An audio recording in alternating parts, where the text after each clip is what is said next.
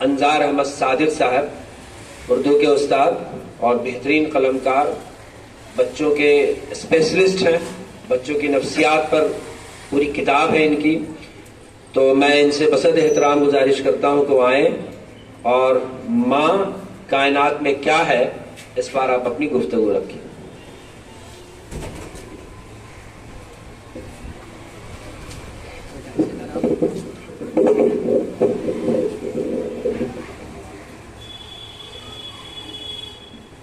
السلام علیکم ورحمۃ اللہ وبرکاتہ. حمد و مصلی اما بعد، قال اللہ تبارک و تعالی فی القرآن المجید، اعوذ باللہ من الشیطان الرجیم، بسم اللہ الرحمن الرحیم. وَاعْبُدُوا اللَّهَ وَلَا تُشْرِكُوا بِهِ شَيْئًا وَبِالْوَالِدَيْنِ إِحْسَانًا.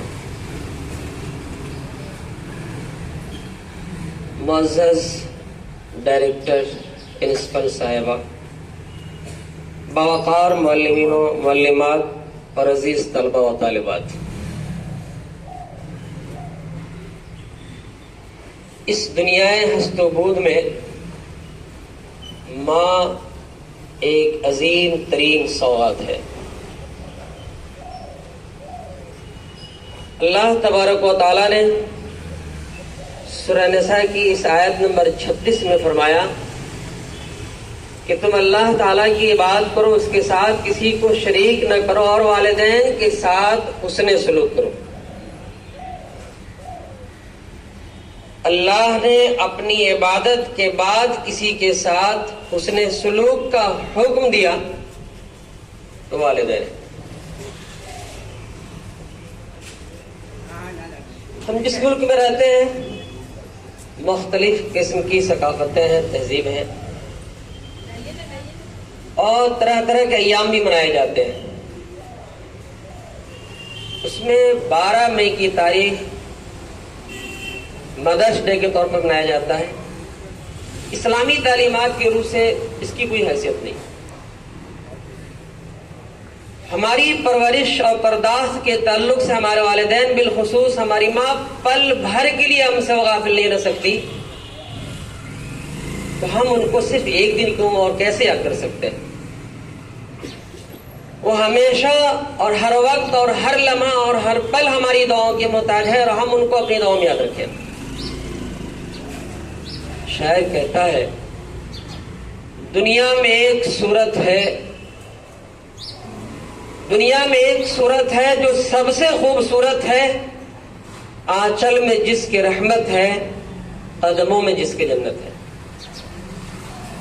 عزیز بچوں، ایک صحابی گزرے ہیں، سیدنا جاہمہ بن عباس رضی اللہ عنہ ایک بار رسول اللہ صلی اللہ علیہ وسلم کی خدمت میں تشریف لاتے ہیں اور عرض کرتے ہیں، یا رسول اللہ، میں غزوہ میں شریک ہونا چاہتا ہوں. آپ صلی اللہ علیہ وسلم پوری کائنات کے لیے معلم خیر کی حیثیت سے تھے، دور اندیش تھے. آپ نے پوچھا ان سے، ہل لک من امی، کیا تمہاری ماں زندہ ہے؟ جاہمہ بن عباس رضی اللہ عنہ نے فرمایا، یا رسول اللہ، ہاں ہماری ماں حیات سے ہے. آپ صلی اللہ علیہ وسلم نے فرمایا، فَالْزَمْهَا فَإِنَّ الْجَنَّةَ تَحْتَ رِجْلَيْهَا، تو جاؤ اپنی والدہ کی خدمت کرو، اس کے قدموں میں جنت ہے. غزوات میں شرکت کرنا ایک اہم ترین فرائض میں سے تھا، لیکن اللہ کے نبی سے فرمایا کہ نہیں، تمہارے گھر میں تمہاری ماں ہے تو تم جا کر کے اس کی خدمت کرو. اس ماں کی شخصیت اور اس کی اہمیت اور اس کا دل کتنا نرم ہوتا ہے. عزیز بچوں اور بچیوں، تم ان کے سامنے بہت زیادہ شرارتیں کرتے ہو، بہت انتہا ہو جاتی ہے، اور تمہیں گھر سے باہر نہیں نکالتی. جلدی تم پر تھپڑ بھی نہیں اٹھاتی، بہت عاجز ہوتی ہے. تو شاعر کہتا ہے کہ اس طرح میرے گناہوں کو وہ دھو دیتی ہے. ماں بہت غصے میں ہوتی ہے تو رو دیتی ہے. تب اسمبلی میں آپ کو اس بات کی ترغیب دی جاتی ہے اور یہ بات سکھائی جاتی ہے کہ تم دعا مانگو اللہ تعالیٰ سے کہ میری ہر سانس ماں باپ کی خدمت کے لیے.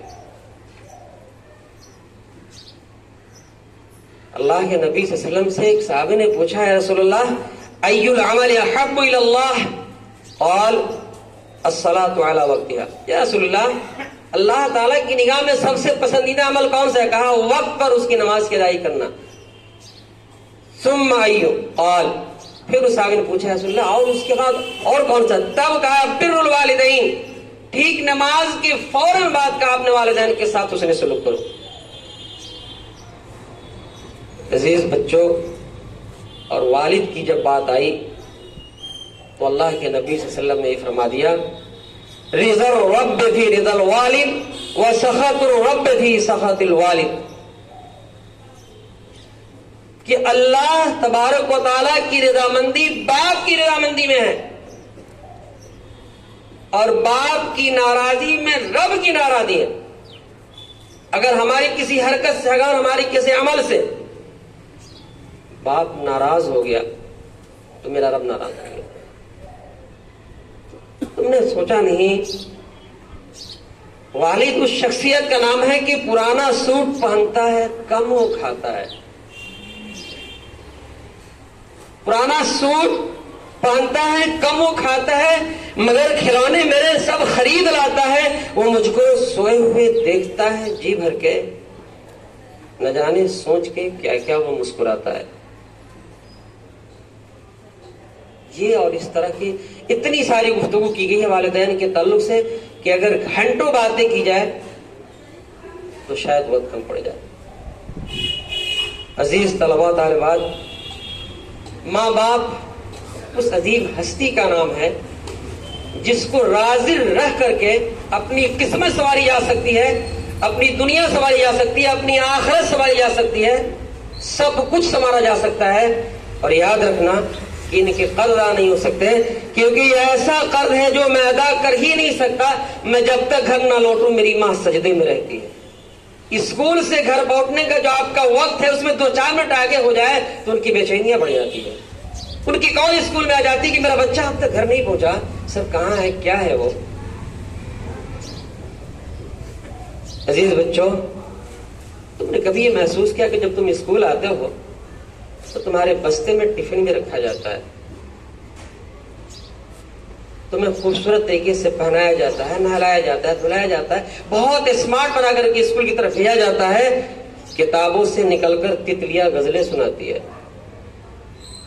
کتابوں سے نکل کر تتلیاں غزلیں سناتی ہے، ٹفن رکھتی ہے میری ماں تو بستہ مسکراتا ہے۔ تمہیں احساس اس بات کا نہیں ہوتا، مگر وہ بیگ، وہ بستہ اس وقت فرق کرتا ہے کہ کون سی عظیم ہستی میرے اندر کون سی چیز رکھ رہی ہے۔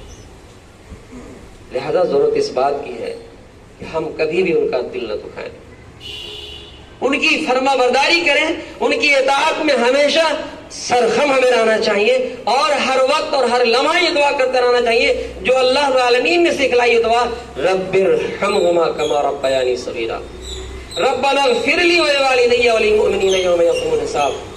اور آخری گفتگو، عزیز طلباء و طالبات اور ہمارے مشفق اساتذہ، شاعر نے کہا اے ضیا ماں باپ کے سائے کی ناقدری نہ کر، اے ضیا ماں باپ کے سائے کی ناقدری نہ کر، دھوپ کاٹے گی بہت جب یہ شجر کٹ جائے گا۔ اس سے پوچھئے جن کے سر پر یہ سایہ نہیں ہے، لفظ اور لب ترس کے رہ جاتے کہ کسی کو میں ابو کہوں اور کسی کے پاس ماں نہیں ہے، تو وہ جذبات کچل کر کہہ رہ جاتے کاش امی ہوتی تو میں اس اپنے لبوں سے امی کہہ کے پکارتا۔ آپ کے پاس ہے تو ان کی قدر کیجئے اس سے پہلے کہ وہ سایہ ہمارے سر سے اٹھ جائے۔ اللہ تعالیٰ سے دعا ہے کہ اللہ تعالیٰ ہمارے والدین کے سایہ کو صحت و ایمان کے ساتھ باقی رکھے، آمین یا رب العالمین۔ السلام علیکم۔